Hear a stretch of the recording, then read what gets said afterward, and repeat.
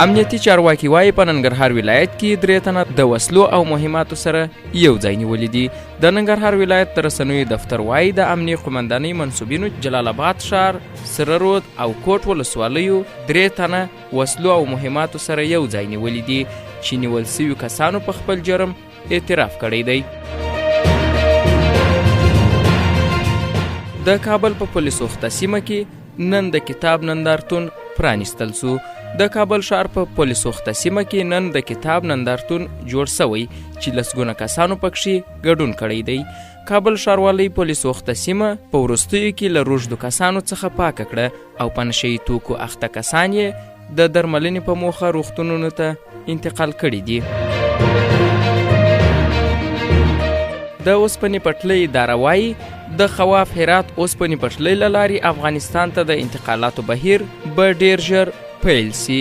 د اوسپنې پټلۍ اداره زیاتوي چې د یادې ادارې پلاوي د خواف هرات اوسپنې پټلۍ 3 ټوټې د غوریانو او روزانک سټیشنونو په ګډون له یو شمېر نورو برخو څخه لیدنه کړې. ملګري ملتونه وایي 40 سلنه افغان کورنۍ مناسبه سرپناه نه لري. د ملګرو ملتونو د بشري مرستو د همغږۍ ادارې یا اوچا د اندېښنې په ښودلو سره ویلي چې 40 سلنه افغان کورنۍ مناسبه سرپناه نه لري. اوچا د یکشنبې په ورځ د فبروري 19 چې د سلواغې له 10 سره سمون خوري په روان ژمي کې د اړمنو افغان کورنیو د وضعیت په اړه د اندېښنې په څرګندولو سره پر خپل ټویټر پاڼې لیکلي چې اوس مهال 50 سلنه افغان کورنۍ په نیمه زیانمنو سرپناهو او 13 سلنه نورې کورنۍ په پوره زیانمنو سوو سرپناهو کې ژوند کوي.